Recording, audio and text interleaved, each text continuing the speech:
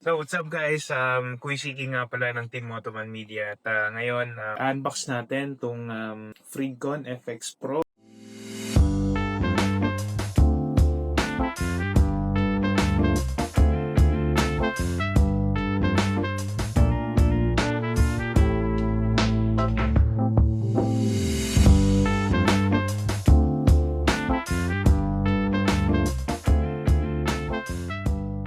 So ito yung napili kong intercom na gagamitin natin para sa bago nating helmet na LS2 stroke.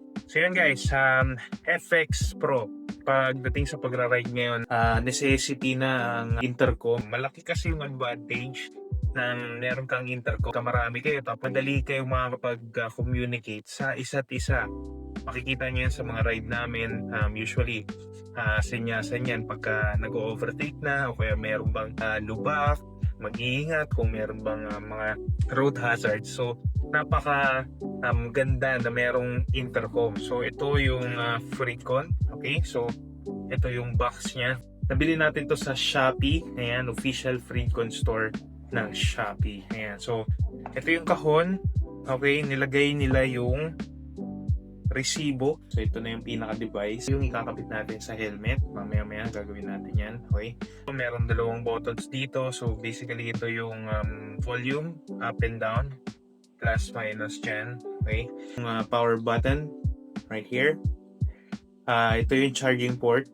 At ito yung pagsasaksakan ng microphone at saka headphones. Ayan. So merong kasamang mga stickers. Ayan, Freecon Philippines. So yan, so ito yung instruction manual niya. Yan, instruction manual. Okay, so ito nakabalot siya. So tingin ko ito na yung headset. Ayan, tsaka yung mga mounts. So this is, ito yung mount. Okay, ito yung, so pwedeng yung double-sided tape or yung clip type. So ito yung sa clip siyang USB-C. Yan, USB-C. And then ito yung microphone and headset.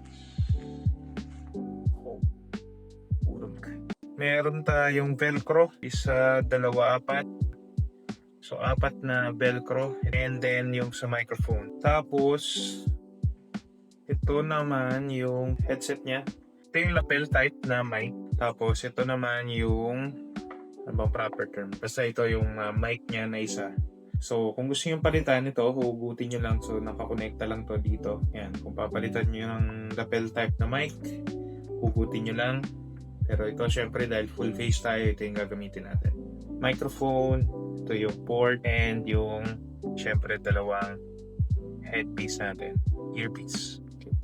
So okay guys, install na natin siya dito sa helmet natin ng LS2 Stroke 2. So una natin gagawin is kailangan natin tanggalin yung mga foam. Tanggalin muna natin yung foam. Okay. Merong tatlong so kailangan nyo lang tanggalin yan, tapos hihilain nyo lang to dito sa gilid. So usually nakaipit yan dyan. Tignan natin dito, no? Sa dalawa, tatlo. Ayan. Hila lang, hila. Okay. So ngayon, kakaroon na tayo ng access dito sa itong part na to ng helmet. So dito natin ilulubog itong dalawang to. Okay. So pagdating naman dito sa LS2, hindi ko na kailangan lagyan ng velcro guys. So no need for this kasi meron na siyang kakapitan. Kunin natin itong earpiece. So gagawin natin, didikit lang natin to. Pasok sa loob ng pinakabutas na yan. Nalagay ng earpiece. Okay. Tapos ito naman, so again, same thing. Pasok lang natin siya dito. So, lahat naman ng bagong helmet ngayon guys, ay usually intercom ready na. So, hanapin nyo lang yan. So, ito naman guys, para dito sa microphone, wala akong makitang lagayan. So, ito, didikitan natin nito. Okay? Para sa microphone. So, kailangan nyo lang i-peel. Sticker yan, double-sided tape. So, ipipil nyo lang yung kulay puti. Then, pwede nyo namang ilagay ito na medyo komportable kayo. Ako ilalagay lang natin dito sa bandang harap. Ayan. Sa ilalim ng chin pad ko. Ay guys, so yun na, nakakabit na yung parang pinaka, ito, yung ko nakikita dyan sa, dito na siya nakakabit, yung microphone, nakakabit na rin yung dalawang earpiece, yan, dito. Okay, so yung wire, syempre wala namang standard nito, pero ako, ginagawa ko, binabaon ko lang to sa loob para nakatago siya, para malinis.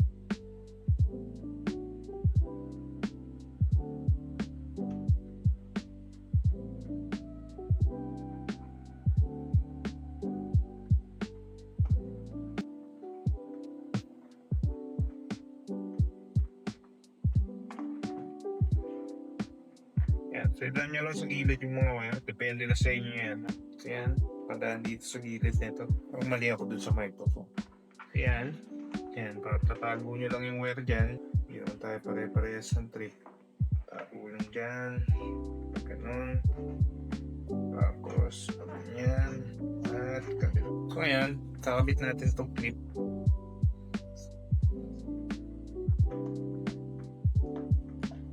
Ayan, epic fail. Baliktad ako. Baliktad. So dapat ganito siya. So dapat dito pala siya sa left side. Dapat kasi tununa pala natin to.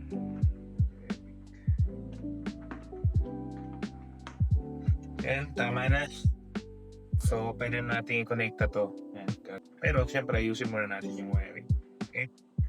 So usually, again, ginagawa ko, dinadaan ko lang to sa gilid na itong lilac. Yan, para bumount siya kasama nung chin fan. Pero doon nyo lang matama yung pagkalagay nyo dito. Tapos ito na, tayo ng chin fan.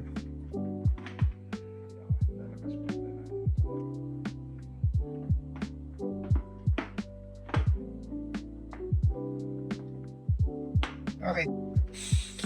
So yun na siya guys. One last. Ay, syempre, i-connectan nyo na to. Okay, so yan. So yan na ang Freecon FX Pro. Okay, so gumagana na siya. Bukan natin siyang spare. Ayan. So ito na yung FX Pro. Naka-pairing siya. Makikita nyo na nagbe-blink yung ilaw niya. Okay? Pero kung hindi nyo maririnig, no? Pero testing lang natin. Para panigurado lang dun sa ayan, Moira malaya na. So okay na, tumutulog na siya, no?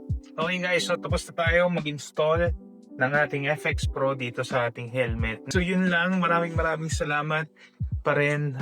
Maraming salamat sa panonood, and sana nagustuhan nyo yung video na ito. At kung nagustuhan niyo, please consider subscribing dito sa channel natin. And tignan nyo rin yung Facebook, YouTube, at saka yung TikTok pages natin.